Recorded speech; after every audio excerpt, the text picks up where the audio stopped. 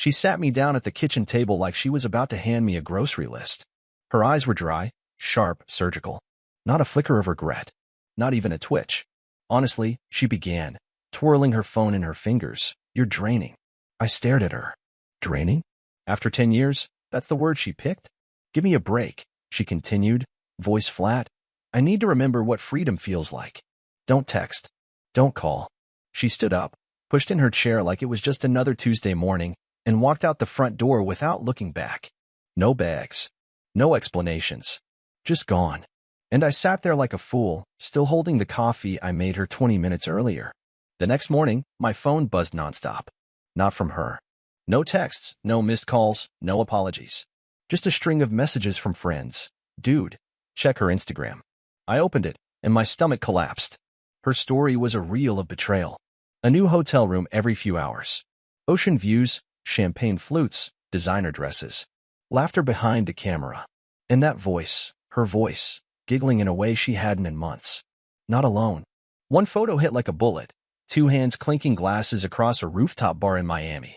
One of them was hers, that same chipped nail polish she'd had the night before she told me I was draining. The other? A man's.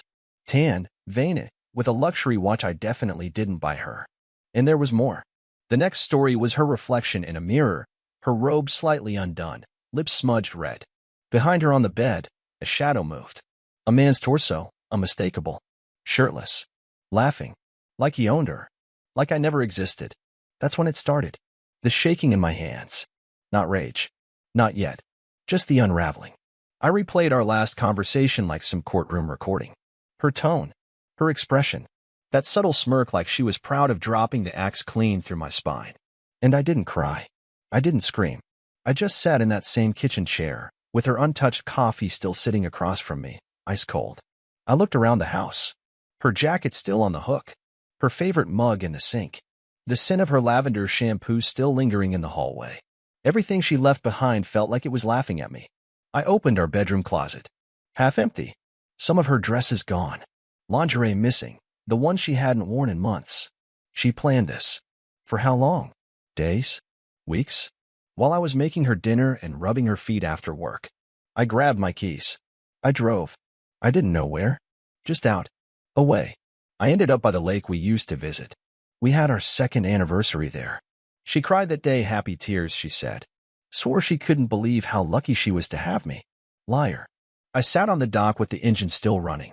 Looked at the water, remembered how she used to beg me to take photos of her there. How she'd say, let me feel pretty. Now some other guy's the one making her feel that way. What killed me most wasn't that she left. It's that she made it look like I was the problem. Like I was the burden she finally had the strength to shake off. She turned our marriage into a leash. And now she's running wild, off it, flaunting every second of her so-called freedom to the world, like I was some cage she broke out of. And I knew then, this wasn't a breakdown. It was a setup. She didn't leave me to find herself. I didn't sleep that night. I couldn't. Her perfume was still on the pillow. Every time I closed my eyes, I saw that damn Instagram story looping again and again, the clink of glasses, the robe, the hand on her thigh, and the reflection she didn't bother to crop out. At 3 a.m., I opened her laptop. She never logged out of anything. Part of me didn't want to look. The other part was already dying and needed the kill shot. Her email was a mess of forwarded booking confirmations and secret conversations. Flights, dinners, even spa reservations. One thread was labeled Weekend Reset Red Heart. It wasn't from a hotel.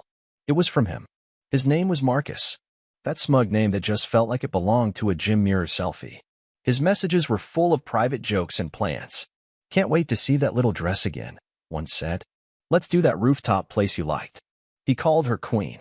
She replied, finally a man who knows how to treat me. Treat her? I paid the mortgage. I cleaned up after her dog.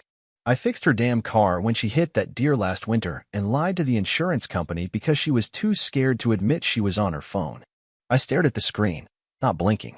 My jaw clenched so tight I thought my teeth might snap. The betrayal wasn't just physical. It was intentional. Every sweet nothing she sent him was another dagger in my spine. She hadn't drifted away from me, she'd run toward him. By morning, I knew I couldn't pretend I didn't know. I needed to see her face when I asked. Not for closure. Not for peace. Just to watch her squirm. She came back that afternoon like nothing happened. Wore a hoodie, hair up, sunglasses still perched on her head. She looked refreshed, lighter, like someone who just escaped prison. I was on the couch. Her bags hit the floor. "Oh," she said. "Didn't expect you home." Clearly. She paused. Probably tried to gauge how much I knew. I didn't give her a hint. Just stared. "You look like hell," she finally muttered, brushing past me toward the kitchen. I followed. "Who's Marcus?" I asked casually. Too casually. Like I was asking about a coworker. Her shoulders stiffened. She reached for a glass of water. Took a sip. Didn't turn around. "Why?" I walked closer. "Because your queen left her throne open." Now she turned. And there it was, that flicker. That moment she knew the game was up. But instead of guilt, she smirked. "Took you long enough." That hit harder than the affair. "Wow," I whispered. "You're not even sorry." "Sorry," she laughed. "For what? For finally living a little? For not wasting another year pretending I don't feel dead inside next to you." Dead inside. That's how she described our marriage. I felt my fingers curl into fists. Not to strike. Just to stop them from shaking. "You had options," I said. "You could have told me. You could have left clean." "Oh, please," she spat. "You would have begged. Cried. Thrown some dramatic tantrum. I don't have time for that." She walked to the sink. Dumped her water out. Turned back like she was waiting for me to beg anyway. "You're not even denying it," I said. She shrugged. "Why should I?" Silence stretched between us like a blade. Then she delivered the kill shot. "You're not fun anymore. You used to have dreams. Now you're just routine. You wake up, you go to work, you come home, you complain." I needed something that didn't feel like a checklist. I looked at the woman I once swore to love forever. The woman who used to cry during commercials and sing off-key in the shower and say, "I'm lucky to have you," every night before bed. She was gone. Replaced by someone colder. Slicker. Crueler. I nodded slowly. "Then go," I said. She blinked. That she didn't expect. "No argument?" "No." "Wow," she said again, almost disappointed. She turned and walked toward the door. Again, she didn't look back. I stood there in the silence she left behind, realizing something brutal. This wasn't about her cheating. It was about who she had to become to do it, and who I had to become to finally let her go. I didn't cry. I didn't scream. But something inside me burned down completely, and I had no plans to rebuild it for anyone ever again. The house felt hollow after she left. Not empty hollow.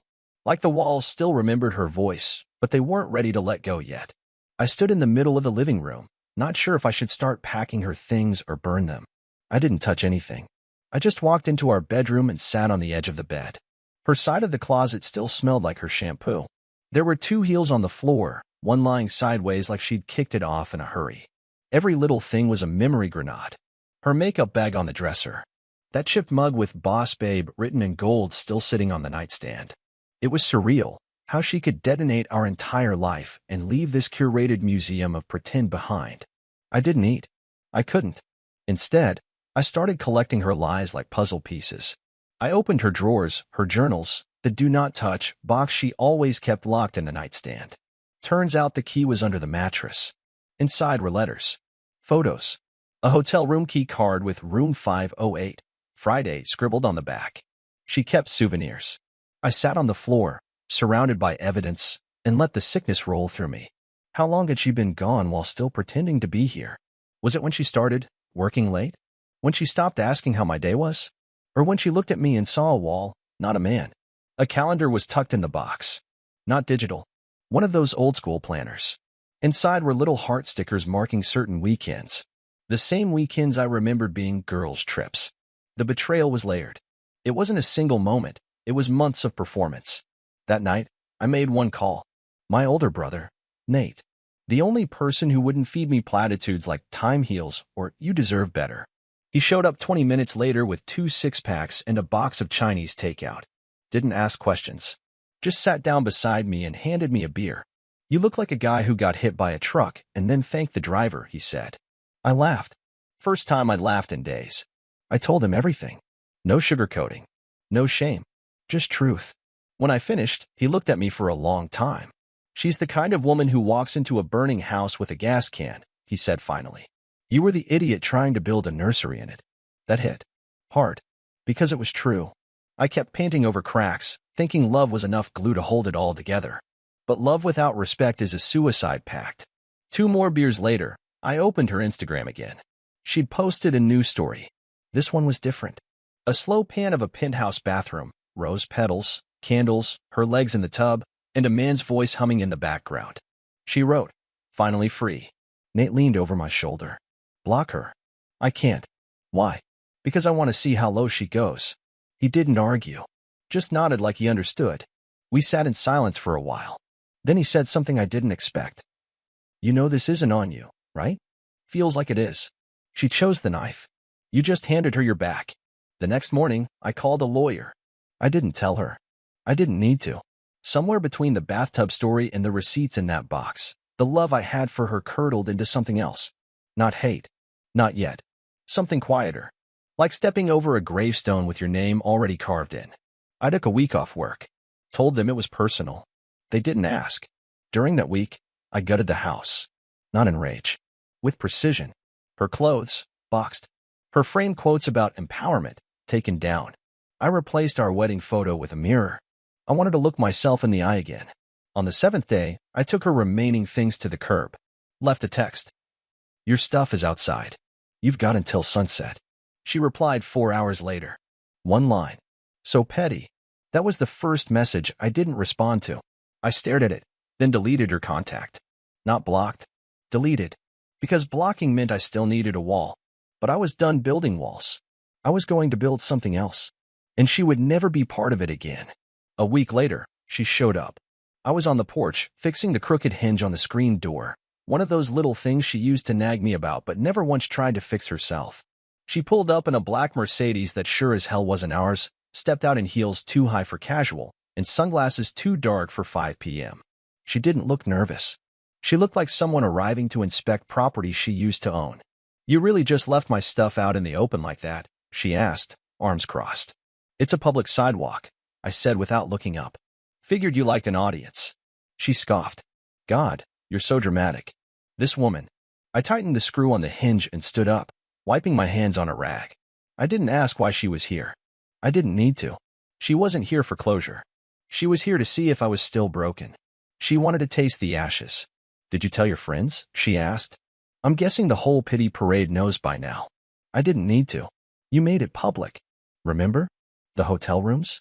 The giggles? The legs in the bathtub montage?" She shrugged, like it was a TikTok she barely remembered filming.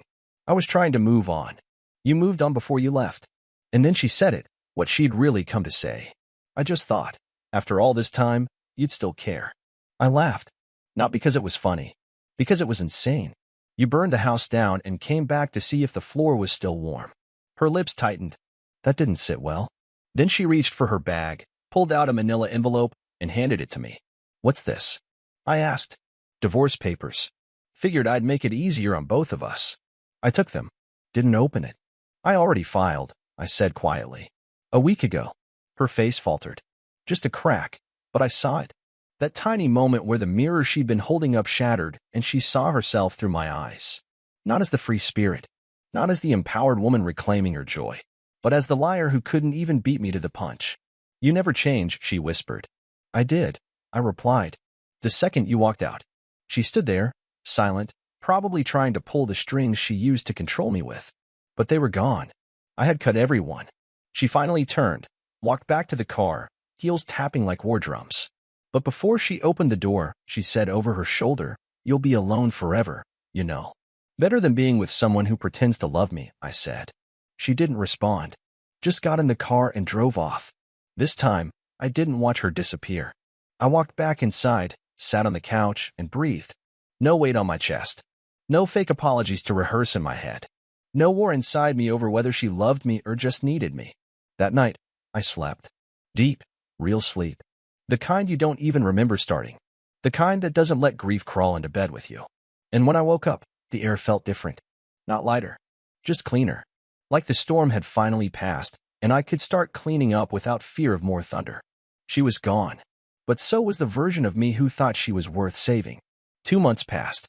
The silence stopped being loud. It became peace. No more second-guessing glances, no more wondering why she stayed late or who she was texting. The tension that once choked every dinner, every drive, every conversation, it evaporated. I started doing things I hadn't done in years. I cooked actual meals, not just for survival. I left the TV off and opened books. I went for long drives with no destination. And most importantly, I stopped waiting for the next betrayal. Because there was no one left to lie to me. One morning, I walked past the mirror in the hallway and stopped. I didn't recognize myself at first. Not because I looked worse. Because I looked better. There was weight in my eyes again, something behind them. Not the defeated man I was when she walked out. Not the ghost who sat alone with cold coffee. I'd started to come back. I got a call from a mutual friend, Amy. She didn't pick sides, never got involved. She just said, "You need to know something." Apparently, the fairy tale didn't last. Marcus, the luxury wrist rebound prince, had moved on. Left her for someone younger, flashier, more obedient.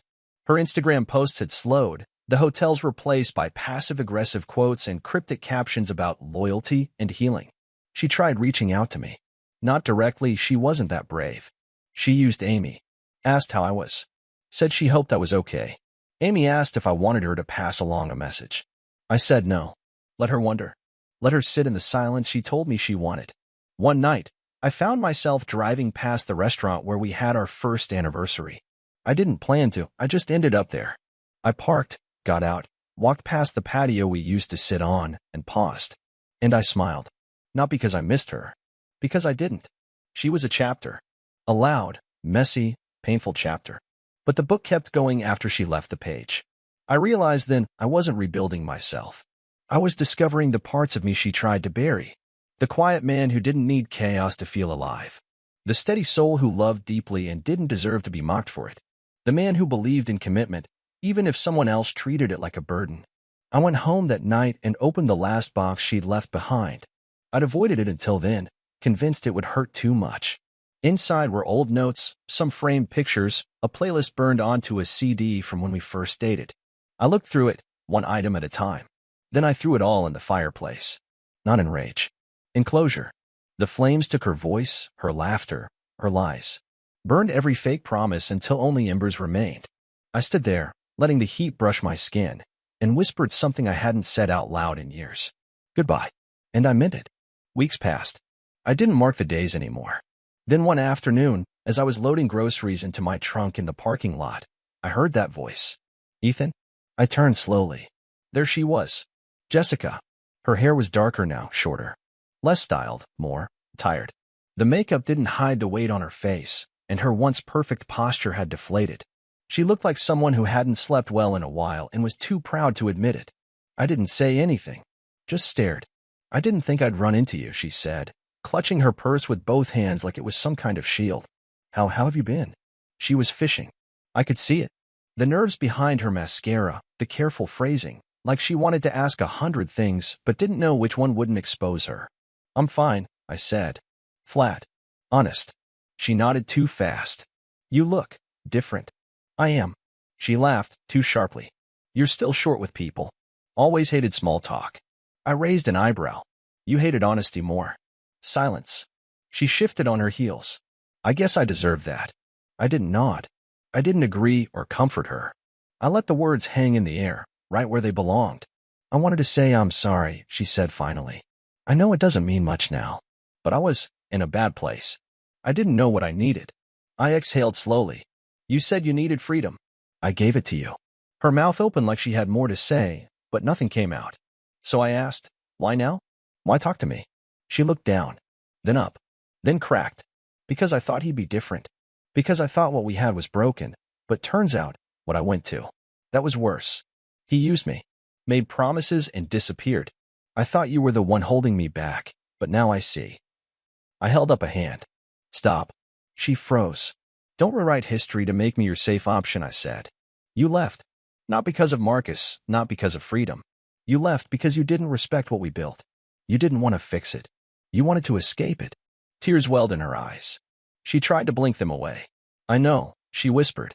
I know that now. Too late, I said. She took a step closer. Can't we talk sometime? Just to. No. It came out calm. Strong. She blinked. Not even as friends? I shook my head. You don't get the soft version of me. You killed that version. Buried in beneath Instagram stories and hotel keys and laughter behind the camera. She looked like she'd been slapped. Not physically. Soul deep. I got in my car, shut the door, and watched her in the rear view as I pulled away. She stood there for a long time, alone in a parking lot full of strangers, clutching that bag like it was the only thing she had left. And maybe it was. When I got home, I didn't think about her. Not in anger, not in longing, not in anything.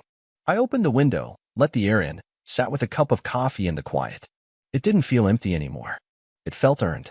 It was sometime around midnight when my phone buzzed again. No name, just a number I hadn't saved. But I knew it was her. I could feel it in my chest before I even read the message. I don't expect anything. Just wanted to say I'm proud of you.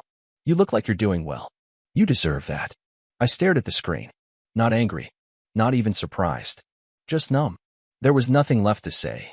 Not because I didn't have words, but because she no longer earned the right to hear them. So I deleted the message without replying. And for the first time, it didn't feel like a statement. It felt like peace. The next morning, I got up early. I didn't even use an alarm. I just woke up. No weight on my chest. No gnawing ache under my ribs. I made breakfast, went for a run, nodded at a couple strangers on the trail. I didn't think about her. She wasn't part of my story anymore. That night, I started boxing up old photos. Not out of spite. Just space. Emotional spring cleaning. One photo caught my eye, us in Chicago, first year of marriage.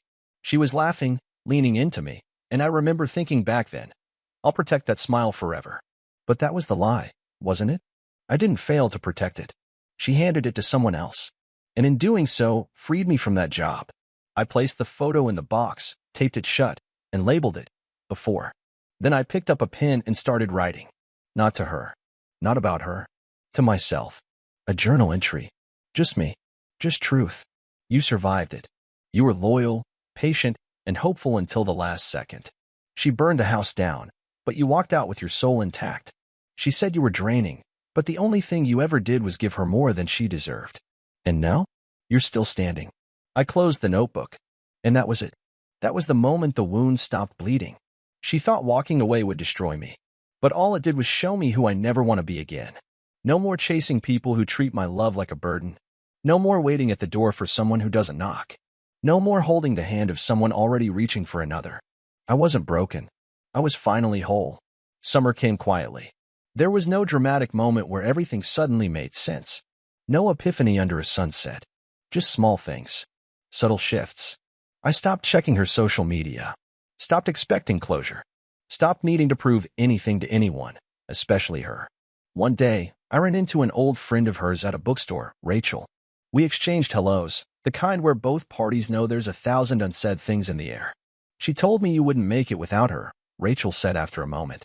I smiled, not bitter, genuinely. Guess she was wrong about a lot. Rachel nodded. You seem good. I am. And I meant it. Not perfect. Not healed in every corner. But whole enough to stop bleeding on things that never cut me. That night, I walked into the guest room, the one she always said we didn't need, the one I never touched while we were together. I turned it into something new. A studio. A space for my own noise. I brought in a guitar, an easel, a corkboard of places I wanted to visit. She never asked about my dreams. Not once. And now, without her shadow draped across my shoulders, I started remembering them. I booked a trip. Just a small one. Coastal town, no itinerary, no one to impress. I packed light. Left my phone on silent. For 3 days, I walked through quiet streets, drank coffee in peace, and listened to the ocean without needing to share it with anyone. Freedom, it turned out, wasn't something she had to leave me to find. It was something I had to give myself once I let go of the version of me that needed her. I came back home with a sunburn and a journal full of new ideas. No sadness. No ghost tugging at the back of my mind. She became what all painful people eventually become, a memory. Not a monster. Not a muse. Just a lesson. One evening, as I was locking up the house, I caught my reflection in the window. The man staring back at me wasn't who I used to be. And I didn't want to be him again. Because the truth was, she didn't destroy me. She revealed me. Stripped away the illusions, the dependence, the need to be needed. Forced me to see who I was without her applause. And I liked that man. I trusted him. He didn't chase people anymore. He chased purpose. Peace. Quiet victories. She walked away for freedom. But I found mine by staying.